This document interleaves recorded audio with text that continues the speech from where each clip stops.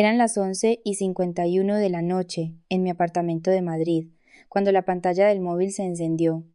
Un correo de mi madre. Jennifer. El asunto era una sola palabra. Taller. El corazón se me hundió en el pecho. El mensaje era corto. Venus. Kevin y yo hemos decidido vender el taller a sus inversores. Necesito que firmes los papeles para renunciar a la copropiedad que te dejó tu padre en el testamento. Es por mi futuro. Traición. Un hielo afilado. Instantáneo. Recorriéndome la sangre antes siquiera de poder procesarlo. Un segundo correo aterrizó en mi bandeja de entrada. Y de un bufete de abogados que no conocía. En nombre de nuestro cliente, Kevin Doyle. Estamos autorizados a ofrecerle la suma de 0 euros por la renuncia total e inmediata a todos sus derechos. 10.000 euros. Por la obra de toda una vida de mi padre. Miguel, ¿alguna vez te has sentido como un extraño en tu propia familia? Sobre todo cuando el legado de un ser querido está en peligro. Comparte tu historia en los comentarios. Me encantaría saber si compartimos ese sentimiento. No lloré. No grité. Ni siquiera sentí esa llamarada de rabia que esperaba. En su lugar, una claridad fría y cortante se apoderó de mí. Esto no era un drama familiar. Esto era un intento de robo. Ignora el insulto de los des. 000 euros. A las 12:03 de la madrugada. Exactamente 12 minutos después del correo de mi madre. Estaba llamando a Roberto Chen, el amigo más antiguo de mi padre y el abogado de nuestra familia. Saltó el buzón de voz. No dudé. Roberto. Soy Venus Morgan. Siento la hora. Pero está pasando. Están intentando vender el taller. Están incumpliendo el acuerdo. Hablé con calma. Con la voz firme. Activa las cláusulas del artesano inmediatamente. Congela todas las transacciones. Todos los activos. Por la mañana cojo el primer vuelo a Asturias. Colgué. Abrí el portátil. Reservé un billete de solo ida de Madrid a Oviedo. Y entonces abrí mis archivos encriptados. Verás. Cometieron un error garrafal. Creyeron que yo era la hija ausente, la que se había largado a la gran ciudad para convertirse en una arquitecta de éxito y olvidarse de ellos. Se olvidaron de que yo también era la arquitecta silenciosa. Se olvidaron de quién avaló el préstamo original de la ampliación junto a mi padre, Miguel, cuando ningún banco quiso ni recibirle. Se olvidaron de quién se empolló con él los contratos legales, quién dibujó los planos del ala nueva y quién insistió en esa pequeña cláusula blindada, la cláusula del artesano, una pequeña disposición que yo misma deslicé, especificando que la propiedad solo podría usarse para la artesanía de maestría. A medida, prohibía legalmente cualquier producción en masa, cualquier imitación barata. Era un mecanismo de seguridad diseñado para proteger el arte de mi padre de un mundo que valora la velocidad por encima del alma. Lo que nunca imaginé es que tendría que usarla para protegerle de su propia esposa. También se olvidaron convenientemente de los últimos 3 años. Cuando papá murió, mi madre no pudo con las finanzas. El talar. Su legado. Estaba a 2 meses de salir a subasta por impago de impuestos. Recibí la notificación. No la llamé. No le di un sermón. Simplemente pagué. Shar. 000 euros transferidos desde mi cuenta de Madrid. Llevaba pagando los impuestos de la propiedad en secreto desde entonces. Me veían como la hija que se fue. Estaban a punto de conocer a la socia que nunca se había marchado. Pero los 000 euros de los impuestos, eso era solo mantenimiento. Esa no fue la verdadera inversión, lo que realmente olvidaron, lo que habían borrado con tanta facilidad de su memoria. Fue la restauración estructural de 85. 000 euros que yo había financiado hacía 4 años, justo después de la muerte de papá, y justo antes de que Kevin se deslizara en la vida de mi madre. Papá y yo la habíamos diseñado juntos. Él la llamaba el proyecto Cimientos.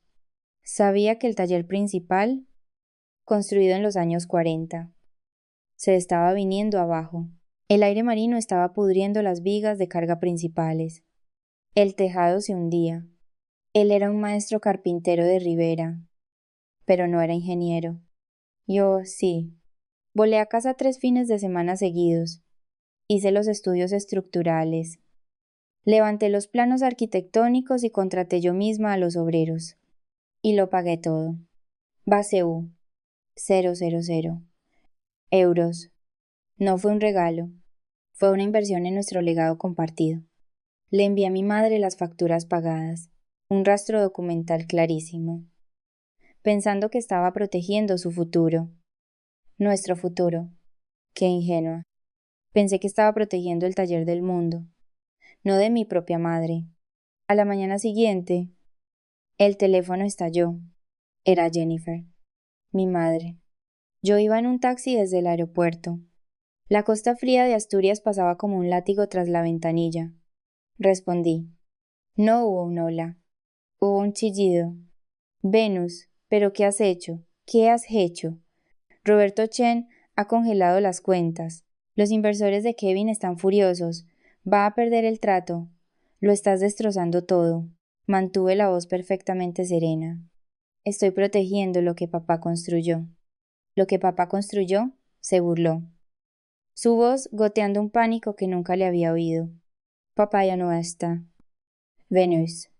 Esto es sobre mi futuro. Mi vida. Tú tienes tu vida de lujo en Madrid. ¿A ti qué te importa? Antes de que pudiera contestar, oí un forcejeo al otro lado. Una voz masculina, pastosa y enfadada. Kevin, te crees muy lista. ¿Eh? ¿Verdad? Niñata de mierda. Su voz apestaba a whisky. Incluso a las 9 de la mañana. ¿Crees que puedes aparecer por aquí con tu abogado y joderlo todo? Ese taller es mío. Soy yo quien lo ha estado llevándolo a la ruina. Querrás decir, por dije. La frialdad de mi propia voz me sorprendió. Te vas a arrepentir de esto, por gruñó. No vas a ver ni un céntimo. ¿Me oyes? Nada. La línea se cortó. Me quedé allí sentada. El teléfono zumbando en mi mano. La rabia seguía sin ser caliente. Era cristalina. Precisa. 1 hora después. El móvil vibró de nuevo. Esta vez. Una notificación de Facebook. Mi abuela. Susana. Me había etiquetado en una publicación. Era de mi madre. Un post público. En el grupo del pueblo. Qué triste es por había escrito.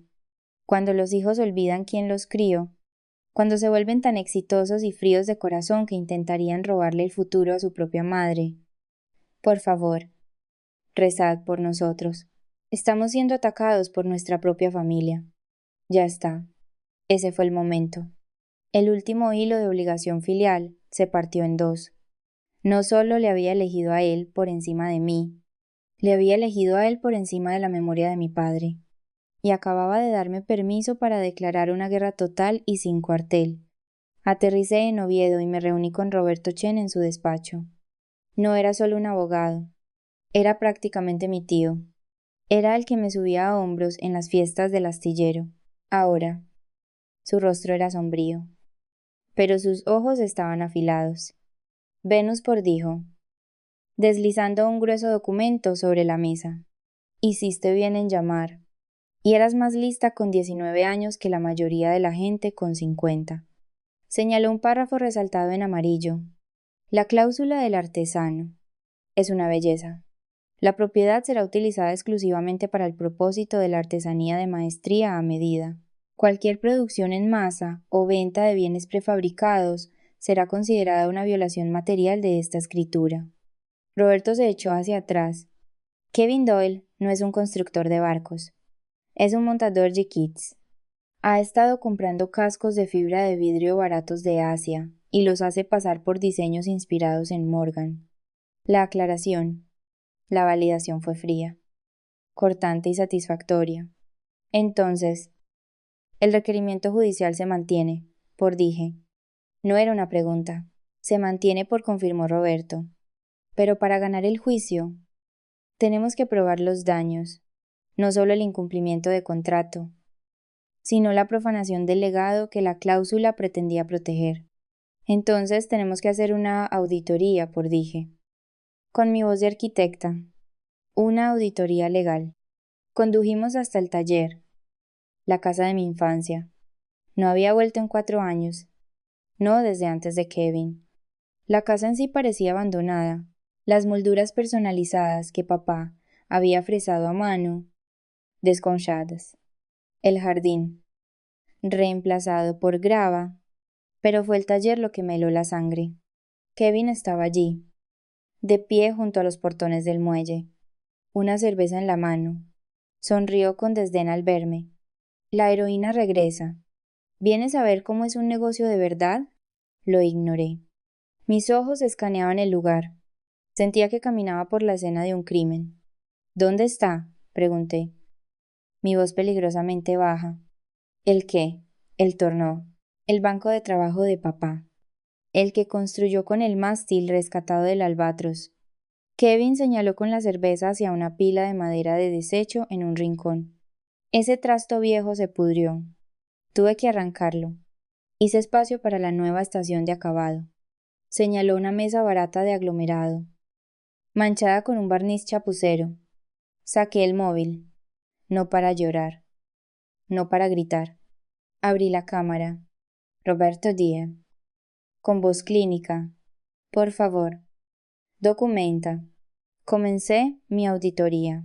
Las herramientas forjadas a mano de mi padre, las que le dio su padre, habían desaparecido de la pared, reemplazadas por herramientas eléctricas baratas con mangos de plástico. El panel perforado donde él había silueteado cada herramienta con un rotulador negro. Vacío. Las hermosas vigas de roble a la vista, las que yo le ayudé a lijar y aceitar, cubiertas por una capa gruesa y horrible de pintura gris, y en el muelle principal, donde el casco a medio terminar de una goleta a medida había reposado durante una década. La obra maestra inacabada de mi padre ya no estaba en su lugar. Había 3 cascos idénticos de lancha motora, de fibra de vidrio. Los kits baratos que mencionó Roberto. El aire olía a resina tóxica y disolventes químicos. No a serrín y a cedro. Esto no era abandono. Esto era un exterminio. No estaba simplemente llevando un negocio nuevo. Estaba borrando deliberadamente cada rastro de mi padre. No solo está incumpliendo el contrato le dije a Roberto, lo suficientemente alto para que Kevin me oyera. Fotografié la pintura chapucera, el suelo dañado donde habían arrancado el banco de trabajo. Está cometiendo fraude, apropiación de artesanía. Está usando el nombre de mi padre, Barcos Morgan, para vender esta basura. La cara de Kevin se puso morada. No puedes probar una mierda. Esto es progreso. Ya veremos, dije, volviéndome hacia Roberto. Haz una contabilidad completa. Quiero saber dónde está cada uno de los planos originales de mi padre. Y quiero saber a dónde fue cada céntimo de la venta de sus herramientas. Me giré de nuevo hacia Kevin. Deberías haber aceptado los 10,000 euros. Pensaba que la lucha era por la cláusula del artesano. Pensaba que solo luchaba contra un estafador por un incumplimiento de contrato. Estaba equivocada. Era mucho, mucho peor. Roberto me llamó esa noche al hotel. Su voz era diferente. El abogado tranquilo y firme había desaparecido. Sonaba conmocionado. Venus. Lo he encontrado. No es solo un incumplimiento. Es criminal. Me santé. ¿Qué quieres decir? El préstamo de la restauración de 85. 0,000 euros, dijo, con la voz tensa. El dinero que transferiste hace 4 años. Nunca llegó a los contratistas. Kevin lo interceptó. No podía respirar. Lo robó. Hizo algo mejor, dijo Roberto. Su voz teñida de asco. Convenció a tu madre para que pagara a los contratistas con sus propios ahorros, diciéndole que era solo un problema de liquidez a corto plazo. Luego cogió tus 85. €000 y los usó para pagar sus deudas personales de juego. Pero eso no es ni lo peor. Esperé, con los nudillos blancos apretando el teléfono. Usó la propiedad libre de cargas, esa en la que tú acababas de invertir, para sacar un nuevo préstamo empresarial de 85. €000. Hipotecó el legado de tu padre otra vez. Pero no puede, dije. Mi mente corriendo. Soy copropietaria. Nunca firmé nada. Falsificó la firma de tu madre en los documentos del préstamo, dijo Roberto en voz baja. Y Venus. Los registros del banco muestran que intentó falsificar la tuya también. Marcaron la firma como no coincidente. Por eso tuvo que ir a un prestamista privado. Pero la intención está ahí. Esto es fraude bancario. Falsificación. Apropiación indebida. El suelo se abrió bajo mis pies. Esto no iba de fibra de vidrio barata. Esto era un plan sistemático para destripar a nuestra familia y vender sus huesos. ¿Cómo? Susurré. La palabra apenas audible. ¿Cómo pudo dejar que pasara? ¿Cómo pudo ser tan ciega? Pude oír el suspiro de Roberto. No estaba ciega. Venus. Estaba atrapada. Y esa es la parte más difícil de entender. ¿Verdad? Miramos a gente como mi madre. Jennifer. Y gritamos.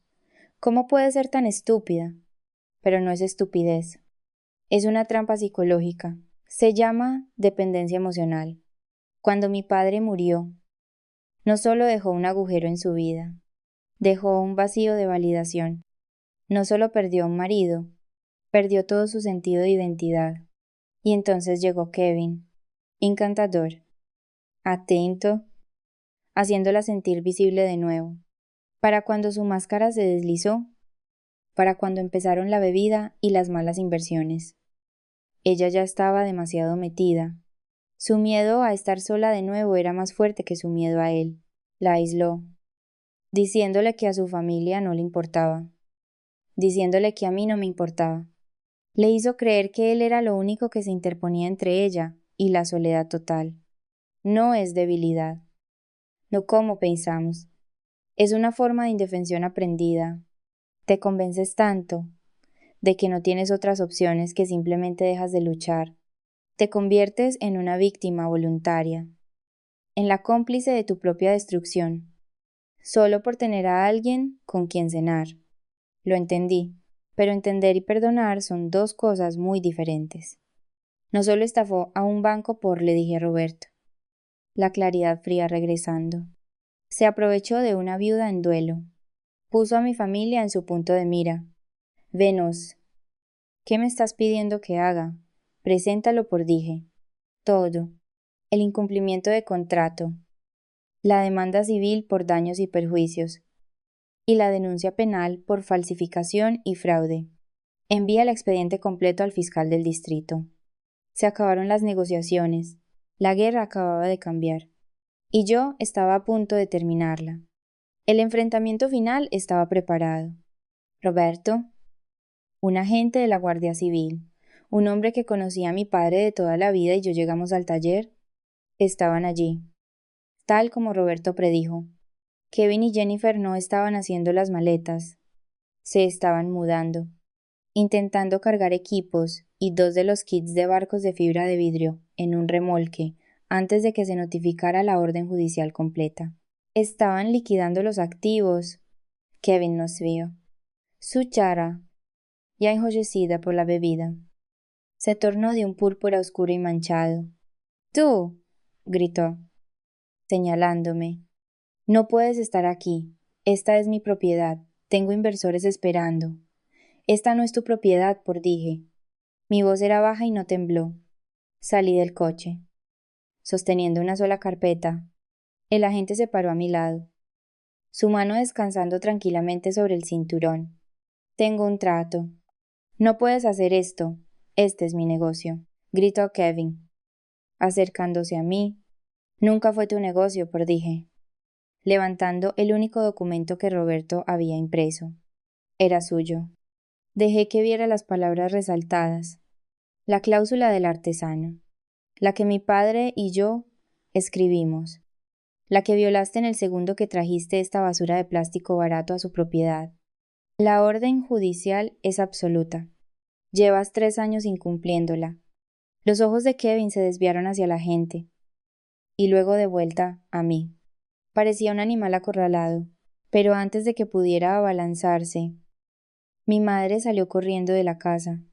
Su rostro era un desastre de lágrimas y pánico. Me agarró del brazo. Venus. No, por favor. Por favor. Cariño, no hagas esto. La miré. Mi rostro como de piedra. Lo perderemos todo, gimió. Su voz quebrándose. La casa. El taller. No tendremos nada. Kevin intentaba construirnos un futuro. Esto por dije, señalando los cascos de fibra de vidrio baratos. No es un futuro.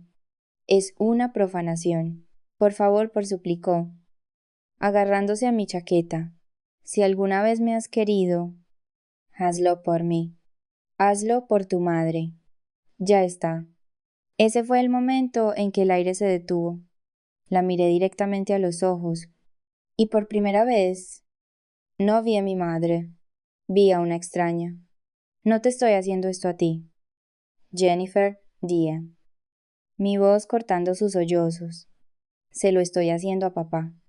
Me solté de su agar. Le di la espalda. Me volví hacia la gente y le entregué la segunda carpeta que llevaba. La gruesa. Esta es la orden judicial. Y esto, dije, golpeando el archivador, es la denuncia penal. Es la prueba del fraude bancario. La falsificación y el robo de un préstamo de 85. 000 euros. El rostro de mi madre se quedó blanco. Kevin solo miraba. La comprensión llegando demasiado tarde. El agente miró la primera página. Luego a Kevin. Kevin Doyle. Queda detenido por fraude y falsificación. Fue como si se rompiera una presa. Kevin explotó. No solo se resistió, rabió, gritando maldiciones contra mí, contra mi madre, contra la gente, llamándome una zorra vengativa. Bueno, ya os podéis imaginar, mientras el agente lo esposaba y le leía sus derechos, Kevin seguía amenazándome. No conseguirás nada. Lo quemaré todo antes de dejar que te lo quedes. El agente simplemente lo empujó al asiento trasero del coche patrulla. Mi madre. Ella simplemente se derrumbó. Se desplomó en la entrada de grava, sollozando. Un sonido roto. Vacío. No la miré. No podía. Giré la cabeza y miré más allá de ella, hacia el interior del taller.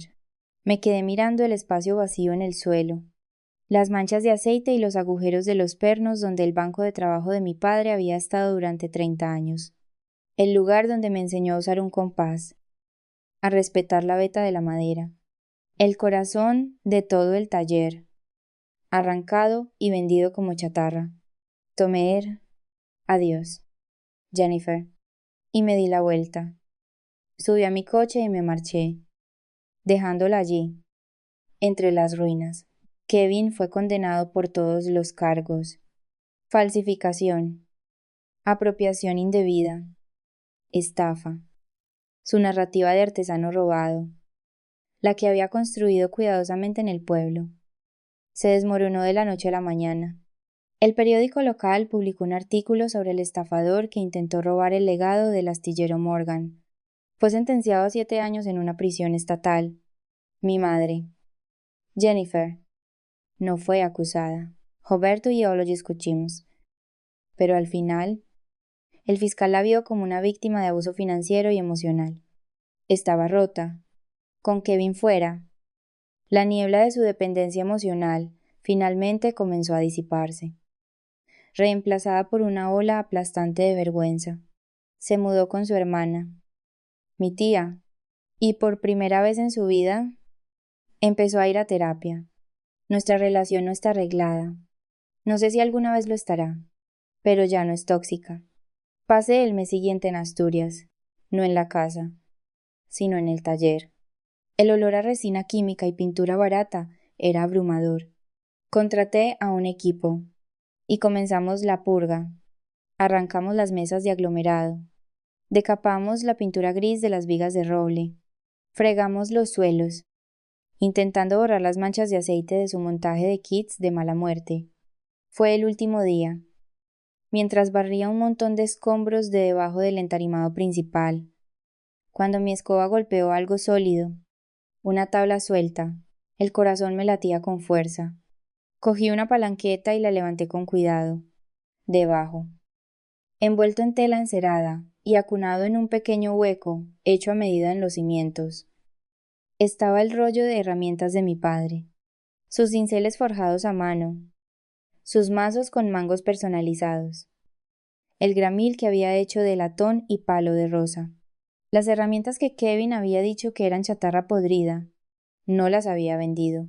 Simplemente no había sido lo suficientemente listo como para encontrarlas. Me senté en el suelo polvoriento, sosteniendo el acero frío en mis manos. Ípsolo, finalmente lloré.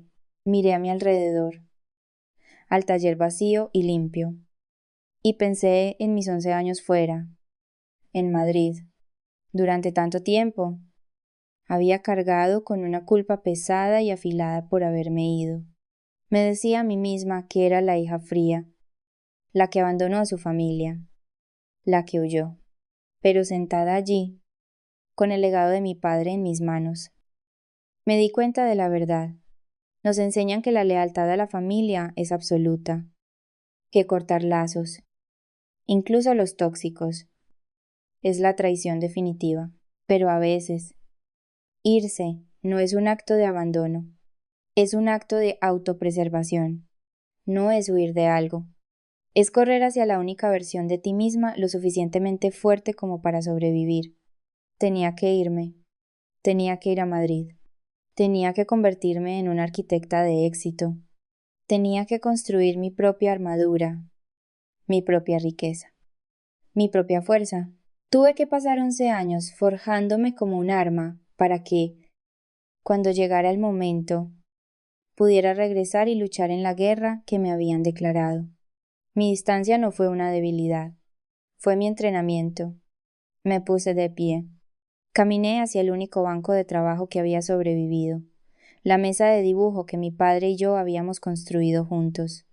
Desenrollé sus planos originales, dibujados a mano, de la goleta que nunca llegó a terminar, la tinta aún nítida, las líneas precisas, y justo al lado desenrollé los míos, un nuevo juego de planos, los que llevaba una década diseñando en mi cabeza. El cajetín era simple, Instituto de Artesanía Miguel Morgan. El taller estaba en silencio. Ya no era una tumba, era un cimiento. Gracias por escuchar mi historia. Si ha resonado contigo, por favor, dale a me gusta y suscríbete. Pero, lo que es más importante, de verdad quiero saber qué piensas. ¿Qué es la verdadera justicia? ¿Es el castigo o es la restauración? Déjame tu opinión en los comentarios. Los leo todos y me encantaría conocer tu perspectiva.